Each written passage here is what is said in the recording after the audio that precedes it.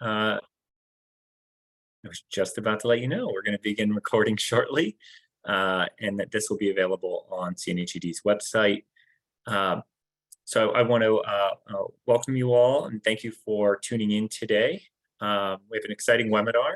We're going to be learning about the past and future of HUD's Affirmatively Furthering Fair Housing Rule with Megan Haberle, who's the Senior Director of Policy at the National Community Reinvestment Coalition. And she's going to provide insight into the AFFH rule and what it means for the District of Columbia. So please put any questions that you have into the chat. We'll have an audience Q&A session once Megan has finished her presentation, where I'll read through those. I do want to let folks know we'll be stopping on time today. We've got a hard stop right before 2 o'clock, so we're going to get through as many questions as we can. With that, I'm going to introduce Megan and we'll let you take it away. So Megan, as I mentioned, is the Senior Director of Policy at NCRC, an association of community-based groups seeking to promote a just economy through work with community leaders, policymakers, and financial institutions to champion fairness and end discrimination in lending, housing, and business. She came to NCRC from the NAACP Legal Defense Fund, where she was Senior Policy Counsel, leading LDF's economic justice policy work. Prior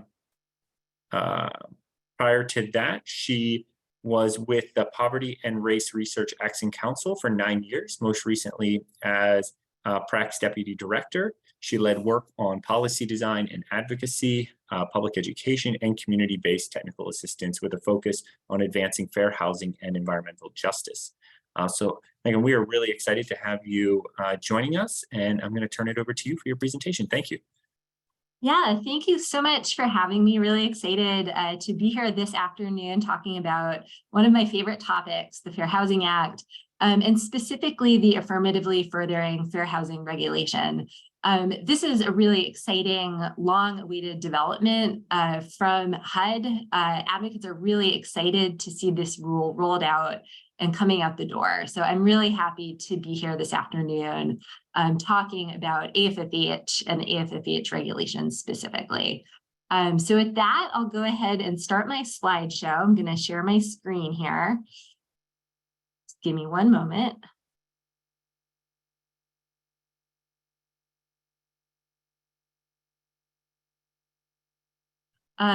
All right, so to take us back to 1968, the very beginning of fair housing in our country, the Fair Housing Act in its bones was a grassroots movement from the very beginning. So the act was passed in 1968.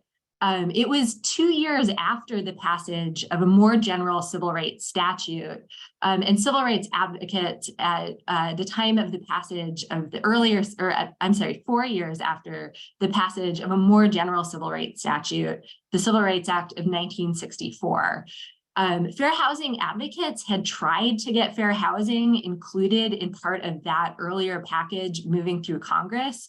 And there was so much retrenchment and opposition to fair housing specifically that they weren't able to do that at that moment in time. But the 60s was the height of the civil rights movement. People were taking to the streets, they were marching for their rights. And it was after the assassination of Dr. King that Congress finally found the political will to do something about housing discrimination specifically, and finally found the political will to pass the Fair Housing Act in 1968. So if you see that map on the right side of the slide, this is a classic redlining map. This map dates from the days of de jure residential segregation and discrimination.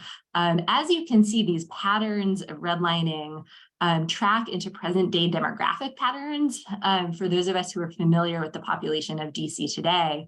But what this map reflects is federal government policies that were reinforcing segregation and that were ensuring that it was more difficult to attain homeownership, to build wealth, to attain housing security in Black and Brown neighborhoods within the District of Columbia, as all throughout the rest of the country.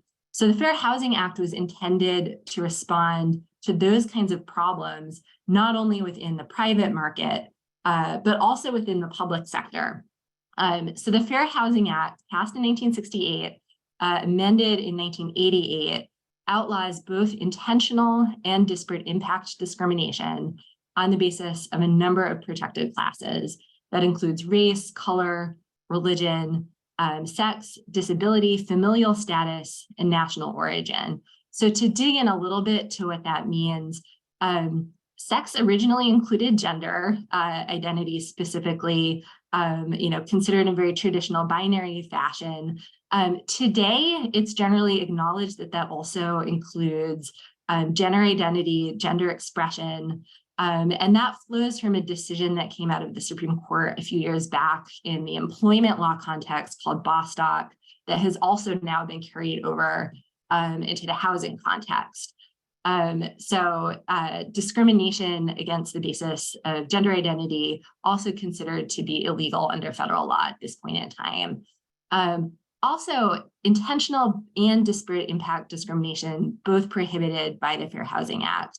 So intent, this is sort of the classic discrimination where you have flaming gun evidence, you have a record of intent to discriminate that can be documented and pointed to as evidence in a case challenging the discrimination. But the Fair Housing Act also prohibits what's called discriminatory effects or disparate impact discrimination. And so that's the kind of discrimination that can be more subtle, but equally harmful. And the way that that kind of discrimination is shown is where there's statistical evidence of an unequal, harmful impact on the basis of one of those protected statuses. And the defendant in the case isn't able to justify that policy or practice. So they have the opportunity to justify it, but if they are unable to do so, and if a less discriminatory policy can be identified, then that also is considered to be discrimination under the Fair Housing Act. That said, what we're here to focus on today is another prong of the Fair Housing Act. So in addition to prohibiting discrimination on those protected classes that I mentioned, the Fair Housing Act also includes a mandate that the U.S. Department of Housing and Urban Development take steps and coordinate with other agencies and oversee its funding programs so as to affirmatively further the purposes of the Act, to affirmatively further fair housing, or AFFH. And what that means specifically, I'll talk about a little bit later on. It's not defined in the text of the statute itself, but if you look to the record of the Fair Housing Act's passage, you can see the concern of Congress at that point in time with this myriad of forces that were replicating residential racial segregation and entrenching discrimination all throughout the country during that time. And the federal courts since that moment have continued to add content and definition as to what it means to comply with that AFFH obligation, as I'll talk about just a little bit later. Just to add a little bit more context to what fair housing means, particularly here in the District of Columbia. So we have the federal law that sets a certain level of expectation for what it means to comply with fair housing and to affirmatively further fair housing. But states and localities are also able to go farther than that and to ensure that there are additional protections in place where those are needed. So the DC Human Rights Act includes similar protections to the anti-discrimination protections of the federal act, but it goes farther in some respects. So it also includes some additional protected classes, for example, source of income discrimination. So if you are a program participant, for example, in the Housing Choice Voucher Program here in the District of Columbia, and you go and try and rent an apartment and the landlord says, we don't rent to voucher holders, that is considered illegal because of our local law and local protections. And the DC Attorney General has been pretty vigilant about enforcing those kinds of protections. So that's to say that, the federal law provides a foundation, but states and localities do have the ability to raise the bar even higher and offer more protections, where it's fitting to do so. So to continue digging back into the history of AFFH a bit, as I said, the letter of the Fair Housing Act does not define specifically or spell out what it means to affirmatively further fair housing. Although it's very clear in the congressional record at the time the act was passed that Congress was very concerned about a number of both public and private activities and programs that were contributing to and retrenching residential segregation and discrimination around the country, and that it was designing the act to address exactly those problems. But HUD itself didn't take a lot of action at the moment that the act was passed to go out and ensure that those patterns of residential segregation were disrupted, where they were taking hold all throughout communities around the country. So as I pointed out, we had the residential redlining maps. We also had a pattern not only of private discrimination, but of public subsidized housing administration that was tracking segregated lines, reinforcing segregation, and contributing to segregation across the country. And at that point in time, this was intentional, deeply entrenched governmental policies, in addition to the kind of private discrimination that often continues to be a problem today. So it was left to advocates in these communities to make sure that that affirmatively furthering text in the statute had meaning and had teeth. And so if you look at the history of fair housing lawsuits that were brought after the Fair Housing Act's passage, you see a movement throughout the country of fair housing advocates challenging these segregative discriminatory policies and practices in cities, metro regions, states throughout the country. So they would sue because of these segregative discriminatory practices in a given locality. They would challenge what a specific housing authority was doing, or what HUD was doing or failing to do that was resulting in segregation and harms to residents in those housing programs in those particular areas. And so those cities then benefited from successful lawsuits. So there were settlement agreements of those lawsuits that created some of the beneficial programs that we can still see and point to today. So that includes the use of housing choice vouchers, the existence of housing mobility programs where people receive counseling to enable broader housing choice throughout metro regions, siting distribution. So it was only in the wake of these lawsuits that housing began to be distributed beyond those traditional segregated areas. And also reforms to public housing administration. So you no longer, for example, at least under the law, were allowed to maintain segregated wait lists where African Americans were channeled only into specific developments and white people were channeled into other developments, which had been perfectly legal, in many places before the passage of the Fair Housing Act. In addition to those specific reforms in specific localities, HUD reacted to these lawsuits that were coming out of these communities, these challenges that were being brought by community groups on behalf of public housing residents. And so some of the regulations that HUD now has within its programs that are intended to govern fair housing were the result of those lawsuits that were brought beginning in the 70s and the 80s that were challenging HUD's failure to affirmatively further fair housing. So if folks are familiar, for example, with some of the housing programs that HUD administers today, like the home program or other housing programs, the project-based voucher program, there are siting standards that are in those programs that derive from this affirmatively furthering fair housing legal mandate. There are also regulations and guidance around tenant selection and marketing that are intended to ensure that the administration of those programs doesn't violate fair housing law. And so all of that has its genesis within this affirmatively furthering fair housing obligation and the passage of the Fair Housing Act. Another feature of this that I find interesting is that these groups that began to vindicate these fair housing rights after the passage of the Fair Housing Act and over several decades following its passage often still exist today in these communities. And so even as we've seen housing policy evolve from public housing to the tax credit program to the voucher program, these groups have sort of tracked ongoing issues of discrimination and segregation in those communities and continue to be really important voices to push for AFFH.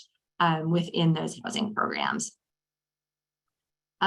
So coming to the present day, as I said, these lawsuits that were brought and these initiatives that were undertaken by HUD in its own programs were really important steps. But as we know, there is continuing segregation and disinvestment in many places. So I wanted to point to some of the broader trends that are contributing to that, with the aim of pointing out why AFFH and this AFFH regulation remains so important today. So one is persisting issues in administration and siting. For folks that are familiar with either federal, state, local housing programs in any respect, be it as practitioners or otherwise, have likely observed the fact that much of that housing continues to be segregated and continues to be sited in locations that separate residents from resources within communities and within metro regions. So there are ongoing issues, notwithstanding those site and neighborhood regulations and other kinds of regulations that I pointed to before, that allow for many public housing authorities and local housing departments to continue those ongoing patterns. Of course, because of market forces, it can be challenging to disrupt those kinds of patterns. But often there are still features in the program administration and the siting practices that are nonetheless contributing to this clustering of that housing in these lower resourced areas. Another theme that I would point to is around fragmentation and regionalism. And so again, sort of pointing back to the history, often we saw this pattern essentially of disinvestment within many cities and white flight out to the suburbs in a way that was often financed by the federal government, paying for the highway system, subsidizing homeownership specifically for white people, and through other practices.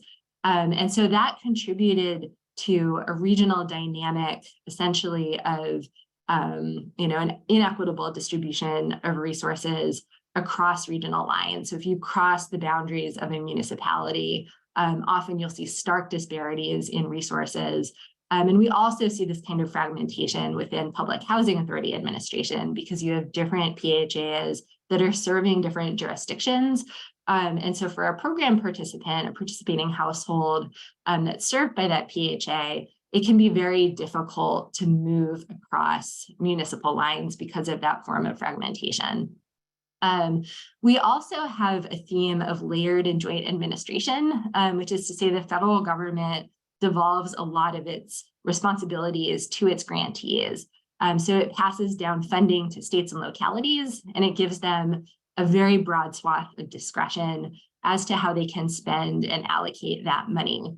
And so that problem actually is one of the core points that the AFFH obligation is intended to address, that although these grantees fittingly have a lot of discretion to respond to market conditions, they should be exercising that discretion in the interest of equity and in the interest of fair housing, but they have not always done so. In addition, there's an issue of agency disconnects. So we have HUD that is charged with coordinating the Affirmatively Furthering Fair Housing obligation. But of course, as we experience things at the community level, we're also dealing with issues of environmental injustice. We're dealing with other housing programs, for example, that are administered by the Treasury Department. And so it can be challenging, I think, for HUD working on its own to fully achieve its affirmatively furthering fair housing potential. So it's important to point also to opportunities to coordinate with these other agencies, which is part of that statutory obligation.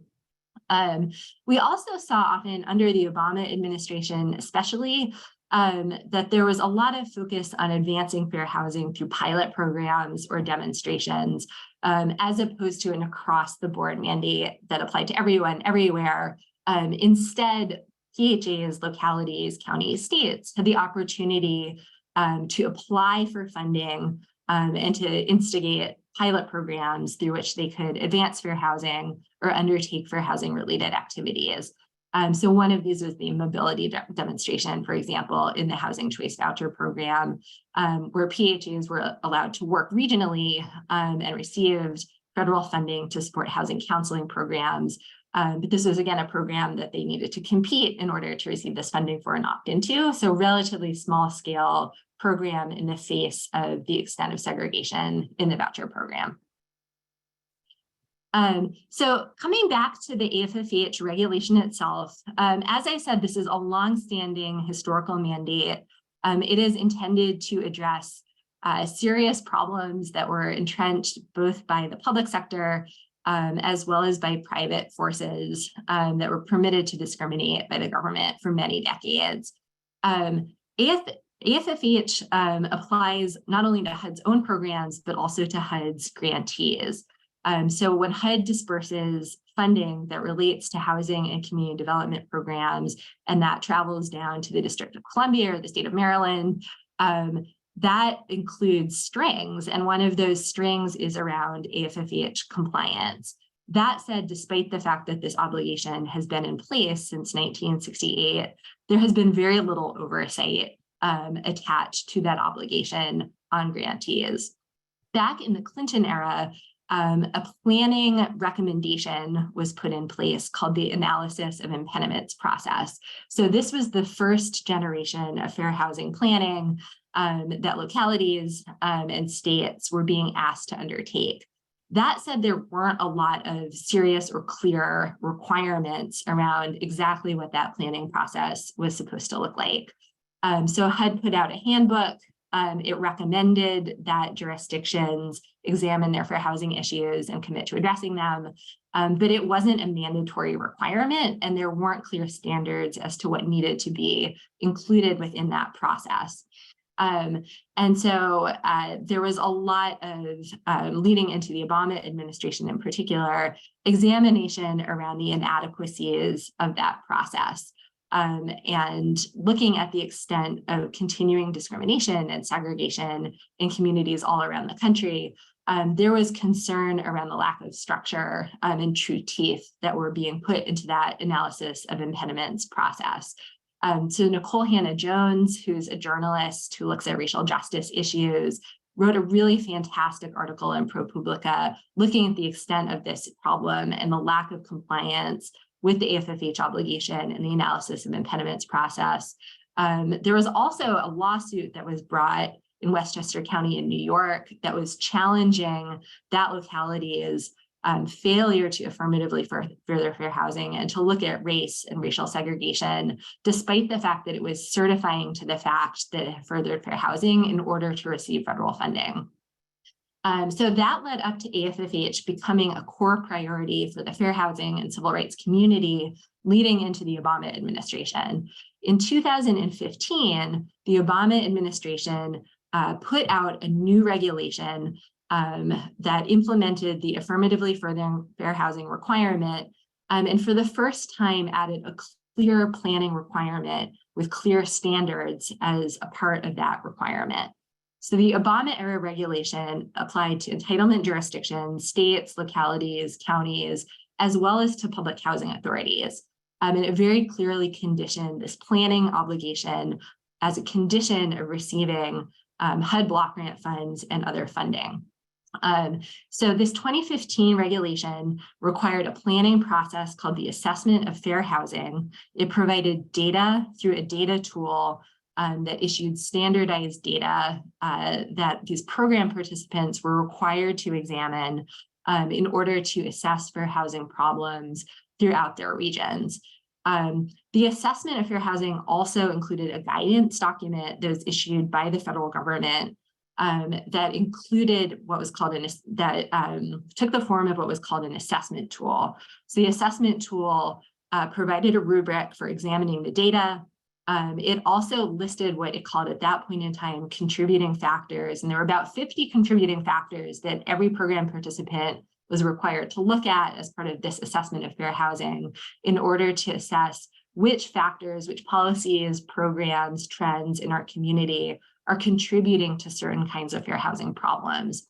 And then that examination of data and contributing factors was intended to help the program participant draw up goals to assess, to address those fair housing problems.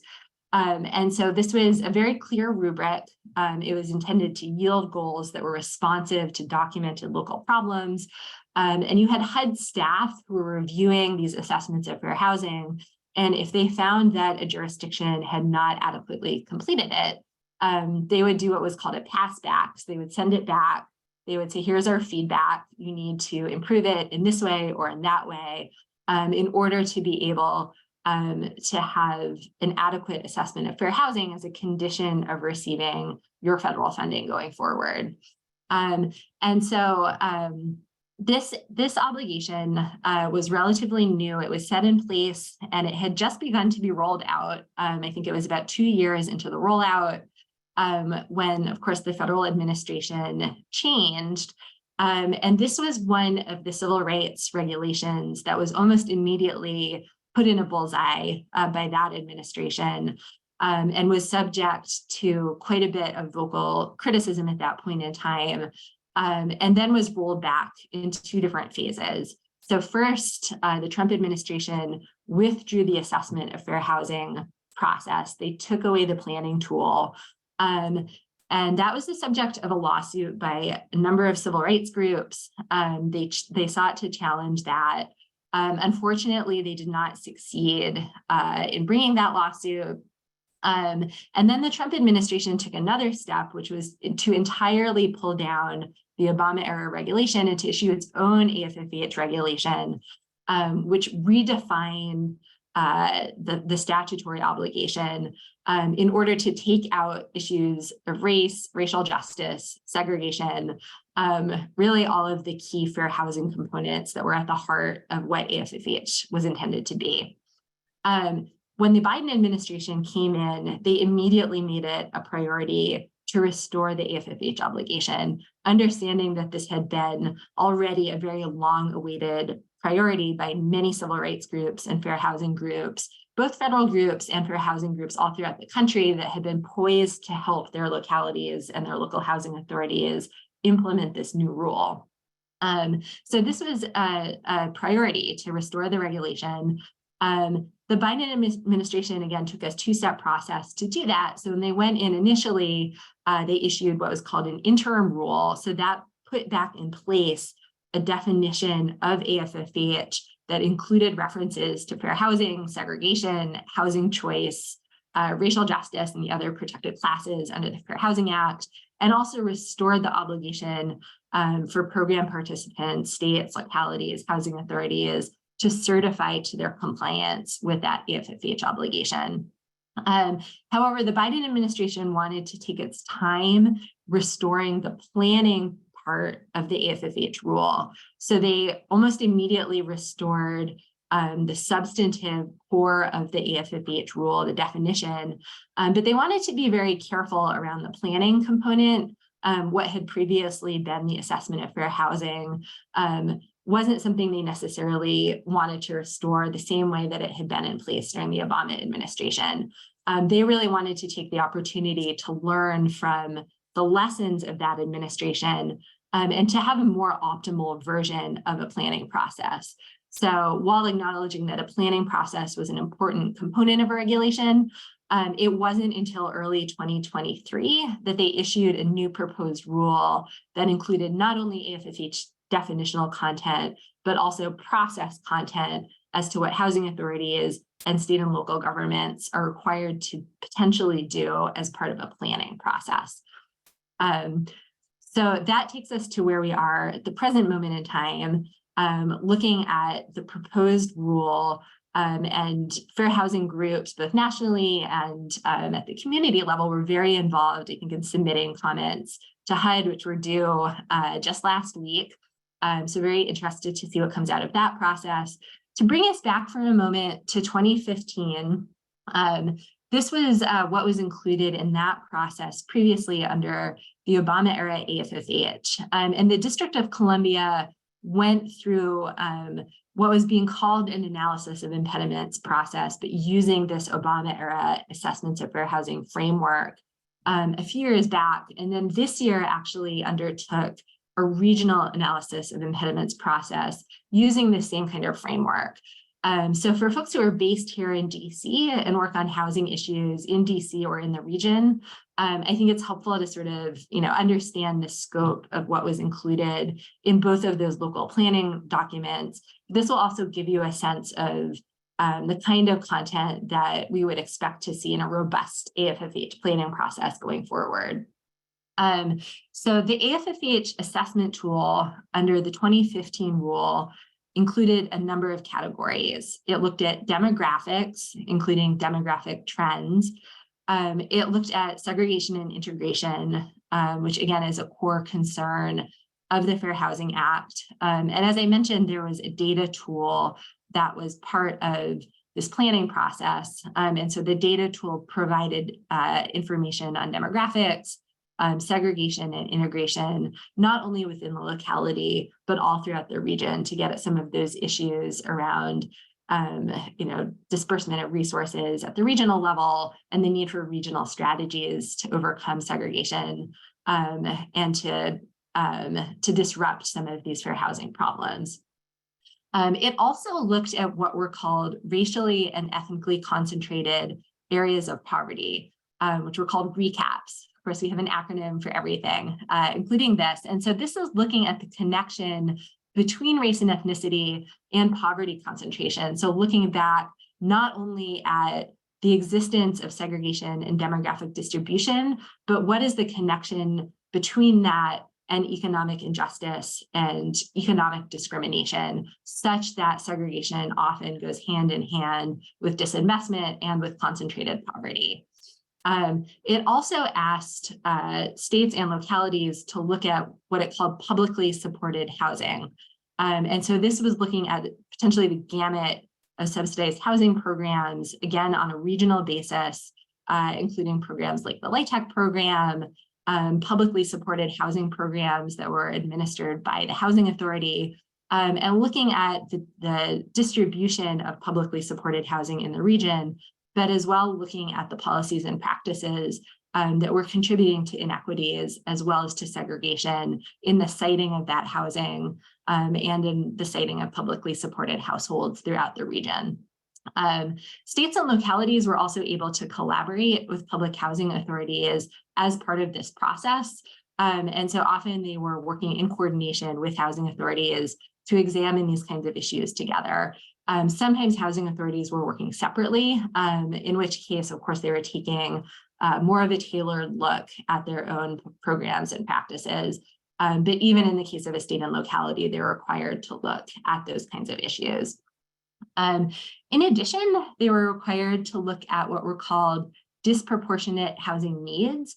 So this was looking at housing cost burden, and how that was distributed on the basis of protected classes, such as race in a jurisdiction or region, as well as housing quality.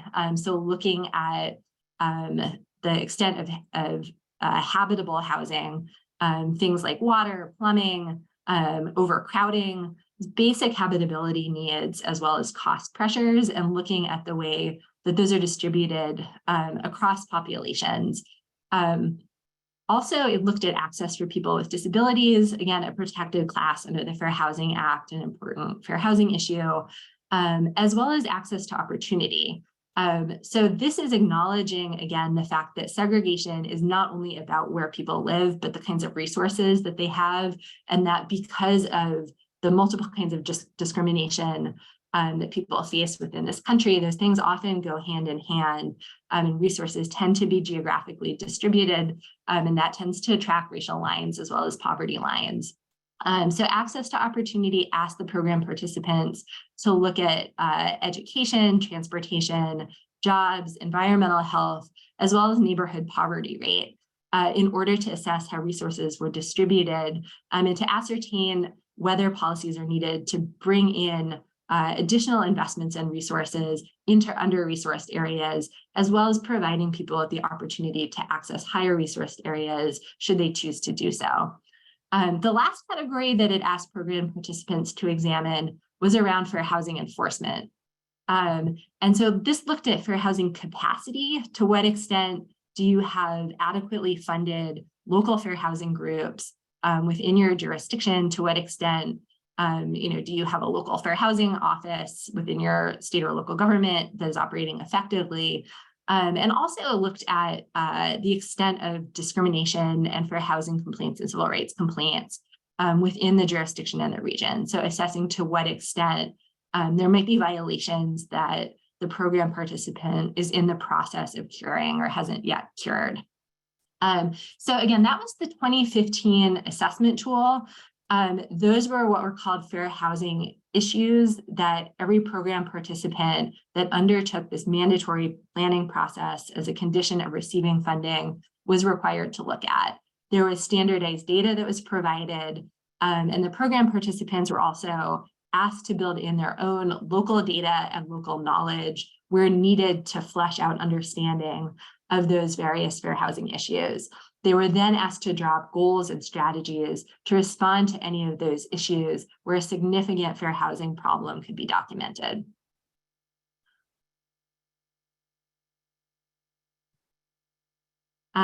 So as I said, that planning process went away during the Trump administration. We're now in the process of seeing a new planning process be put in place. It's unclear exactly what the final version of that will definitely look like. So there was a proposed rule that came out from HUD at the beginning of the year. And as I mentioned, there was a comment process that was in place for a couple of months that closed last week. Housing groups all throughout the country were very active in commenting on that process. I think many of those groups are eager to have this rule restored, to have a robust rule that is in place and up and running in the near future. Groups have been waiting a long time to have an effective AFFH rule put in place. So the proposed AFFH rule that we've seen in some ways tracks that 2015 rule, and in some ways it's different. So one of the important ways that it is similar to that 2015 rule is around how it defines AFFH. So it puts back in place the 2015 definition that included a balanced approach to fair housing, defining AFFH as taking meaningful actions to advance fair housing by remedying segregation, promoting housing choice, and addressing disparities in opportunity and housing needs. So this is a modernized view of what it means to advance fair housing, although one that's rooted in the reality that's been in place, I think, for decades. So traditionally, and at its core, the Fair Housing Act was intended to address segregation and exclusion. So to get at these entrenched patterns of segregation that had been intentionally put in place decades ago and persist into the present day. But this rule is designed not only to disrupt that by expanding housing choice, by addressing exclusion, but also by addressing disinvestment and disparities in opportunity, with the understanding that those are just two sides of the same coin. We have disinvestments in these communities specifically because it is so easy to geographically concentrate resources in certain areas and avoid investing in other areas, specifically because of housing discrimination and segregation. So very importantly, this rule gets at both sides of that problem. It seeks to remedy exclusion. It seeks to open up exclusionary areas to promote and empower housing choice, but also to address some of these harms that we know flow out of segregation and discrimination. So directly addressing disparities in opportunity, disparities in community assets, and in resources for these disinvested communities. The new rule also includes a complaint process. So this is a new feature which is really beneficial and important. Fair housing groups hope that this will be in the final version. And this complaint process enables community groups to challenge inadequate planning processes or failures to affirmatively further fair housing, within a given community. So where they see that a planning process hasn't adequately captured or responded to significant fair housing issues, they now have the ability to raise that directly with HUD and to ask HUD to do something about it if that can be supported by the facts and the reality on the ground. So that's a really important new feature of this planning process in order to ensure that it goes beyond just a paper exercise and that groups are empowered to make sure that this is a meaningful process wherever they're able to engage with it.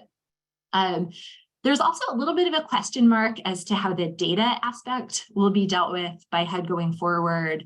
So the data tool isn't itself included in the proposed rule, but the proposed rule asks program participants to refer to standardized HUD data and to build in their own local data and knowledge as is fitting and appropriate.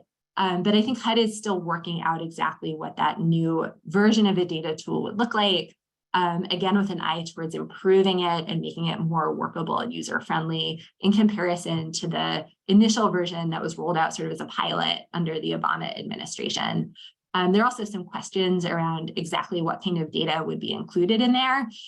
So for example, with regard to environmental health data, the 2015 rule included air quality data. It didn't include other kinds of pollutants. So there's some questions like that as to specifically what data could be included in a new and improved version going forward, and around what aspects of that would be mandatory for any given grantee to use. As with the previous process, there is a planning component. The proposed rule this time calls it an equity plan, and it is a bit looser than the guidance level document, the assessment tool that had been put out by HUD in 2015. So it no longer includes a specific list of contributing factors and prompts, for example. I think there's a little bit of, likely back and forth between HUD and fair housing advocates. NCRC, for example, commented that we think it's really important that although you may not be listing 50 contributing factors, that there be a stronger amount of standardization and mandatory content to make sure that key fair housing policies are addressed in a mandatory fashion from jurisdiction to jurisdiction, with the concern that otherwise you really are putting that burden on community groups to challenge the jurisdiction if they have failed to include something that's really important. So our thinking is have it in there at the outset, have clear expectations at the outset, and have a more detailed planning process in place. But again, very happy that there is, again, a planning process being required on a standardized basis going forward, as is being proposed by HUD. And we'll see what we get in the final regulation. Again, there's sort of a flow within this proposed rule that's similar to the one in the 2015 rule. And so there's an analysis, a descriptive element to it that is looking at data, policies and practices and housing issues. That is intended to be the basis to formulate goals and strategies that address significant fair housing issues within an area. And then that in turn turns into actions and planning steps. And so this is an analytical process, but it is really at the end of the day intended to be about goals and actions to improve fair housing in a community. So again, to touch on this scope, and this is the proposed regulation, so this is not final yet, but this is what HUD had put out at the beginning of this year, subject to some rethinking and refinement as they go about the process of finalizing this rule. First is integration and segregation. Again, racially and concentrated areas of poverty, as we had in the 2015 rule, disparities in access to opportunity, as we had in the 2015 rule.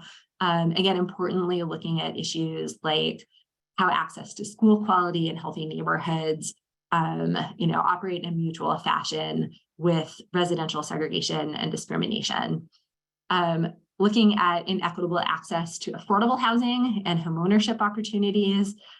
This new version of the rule looks a bit more squarely at homeownership than the 2015 rule, but advocates are asking HUD to more clearly define what's meant by affordable housing to make sure that there's a clear, focused look taken at whether housing is affordable and available to households all throughout the income spectrum, including extremely low income households up to middle income households. Laws, ordinances, policies, practices, and procedures that impede the provision of affordable housing in well-resourced areas of opportunity, including that housing that's accessible for individuals with disabilities. So again, getting at these issues of exclusion that are very core to the purpose and meaning of the Fair Housing Act. Inequitable distribution of local resources, looking at municipal services, emergency services, community-based supportive services, and investments in infrastructure. So this is getting at some really important, I think, distributional issues that you see in so many communities, be it green space, be it emergency services. And of course, we're seeing a lot of new investments in climate-related mitigation and infrastructure and funding flowing out of the federal government to address those problems. And so this is intended to make sure that those resources, again, don't exclude segregated historically and present day discriminated against areas, but rather that we are thinking about that more equitably, especially given the connection to housing discrimination and distribution and land use. And finally, discrimination or violations of civil rights law. And advocates have pointed out that this should also include the kind of enforcement capacity questions that the 2015 rule looked at as well. So are your local fair housing groups being adequately funded in order to engage in testing and public education around fair housing issues? As I mentioned, DC undertook an analysis of impediments planning process. So this is essentially using an earlier version of this AFFH process. And they actually embarked on a regional version of this just this year. So there was a draft version that was up for comments until pretty recently. They worked together with the Lawyers Committee and the Urban Institute to do this document, and it's DC and then a number of the surrounding localities and counties as well. So it's a metropolitan level analysis. And I just wanted to point out a few of the specific policies and practices that were included within that document so that folks can get a bit of a flavor of the kinds of things that would be encompassed in one of these planning processes. So DC's Tenant Opportunity to Purchase and District Opportunity to Purchase Act, its homeownership support programs, the low-income housing tax credit program, inclusionary housing, fair housing testing, the Housing Production Trust Fund, and then some of the improvements that the plan pointed to that could potentially be put in place are around deeper income targeting and ensuring that there's adherence to income targeting goals within the inclusionary programs, looking at zoning reforms like accessory dwelling units being put in place without the need to go through cumbersome zoning changes, and furthering a number of regional goals. So promoting housing choice, overcoming past and current segregation, and other goals of that nature. I know my time is running short, so just to click quickly through these slides, our research team here did a really fantastic look at trends in gentrification and displacement in the District of Columbia. And so this is getting to the point where the point that, at times it may be very useful to pull in local data, local knowledge to supplement what HUD is providing in order to illuminate really important local market conditions and trends, like here in DC, these trends of displacement and the need for not only opening up additional affordable housing in those exclusionary areas, but looking at strategies for housing preservation and tenants protections on some of those sort of hot neighborhoods where we're seeing a lot of displacement currently. So again, examples of goals and strategies that one would like to see coming out of one of these fair housing plans. One is around siting policies, looking at subsidized housing and where it's sited. Another around tenant management, housing stability, as I said, including preservation strategies, public housing redevelopment. Is that being done in a way where you're preserving an adequate number of units for example, families? Is it being done in a way where you are offering people a right to remain or a right to move should they choose to do that? Community investments, are community investments being made in a way that brings those investments into disinvested areas? And enforcement strategies, are you adequately equipping your local fair housing groups? And I had a couple additional slides on PHA strategies specifically, but I think we're at time for questions, so I'll hold those for now, but happy to take questions on those kinds of issues as well. And with that, I'll turn it back to you, Ryan. Great, thank you very much. That was a wonderful presentation, like the background that you provided on the Fair Housing Act and just that through line all the way to the proposed rule now. So I greatly appreciate that, and I'm hopeful because some of the criticism, of the Fair Housing Act is that it did nothing to right some of the wrongs up to 1968, right? Those communities were already built, they were already segregated, and that this really does seem to want to break down that segregation, look at those opportunities for communities. And so thank you for breaking that down for us. I want to remind everybody that the chat line is open. Please pop additional questions in there. We have 2 questions in there. Well, first, we have one maybe request and then 2 questions. Is it possible to get the slide deck and include that with this recording? Great, thank you very much. So I know there might be some slides that we haven't gotten to, but there'll be some additional information for folks if you want to dig in a little deeper. So in terms of the needs assessment and data tools, do you know how often these assessments either are performed or may be required to be performed under this type of rule? Yeah, so under the 2015 rule and also the proposed new rule, it would be every 5 years. So there's a 5-year cycle. That's intended to tie to some of the other planning processes that these are intended to inform. So a state or a locality does a consolidated plan to get its grant funding, and a PHA does a PHA plan. And so this is intended to be a precursor to that and then help inform those kinds of plans. Okay, great. Yeah. And just a quick question. You mentioned some additional information about the Housing Authority. Does that include information about the Housing Choice Voucher Program? Yes. Yes. Okay, great. All right. There was a question just about that. So if we don't get to that will be in those additional slides in the slide deck. So Meg McGuire asks, I guess a major impediment to fair housing in Upper Northwest DC is the lack of availability of land on which to build affordable housing. Land costs are very high, and public acquisition of land is a predicate to building affordable housing that is desperately needed to support those working in new jobs created through redevelopment. Is there any, any equity plan for DC needs to state clearly that without publicly owned land or funds for pre-qualified developers to buy non-residential land acquisition, the goals cannot be met? Does this plan in any way kind of reflect that reality around that need for some type of publicly owned land or way to create land availability?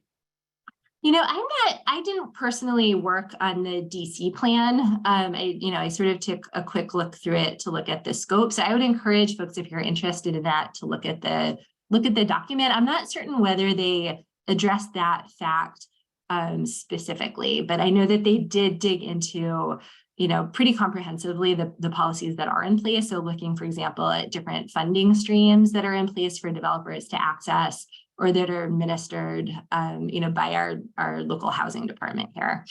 Okay, and I had looked at that briefly when it first came out. I believe that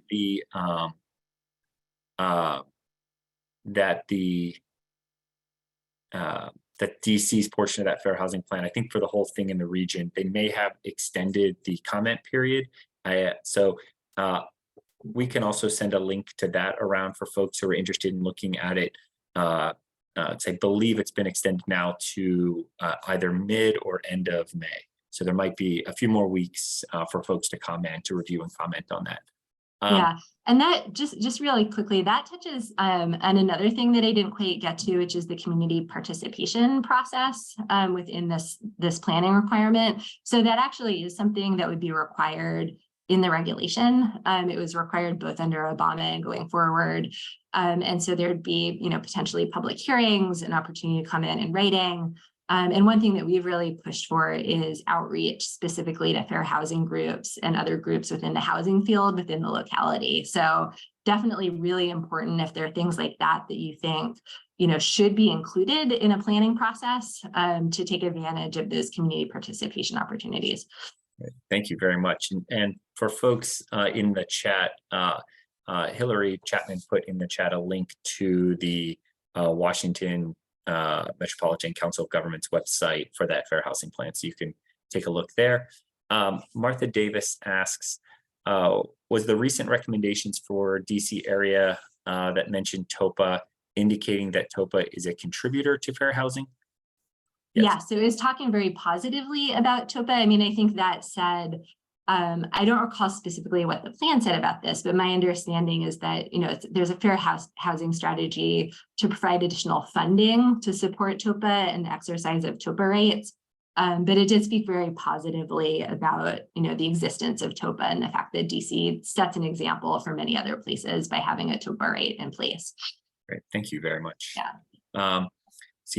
Daria asks, I think this is a great question, particularly with the rollback of the 2015 rule. Are there any measures being taken to ensure that regardless of the 2024 election outcome, that some of these policies and rules will stick? So that's a great question.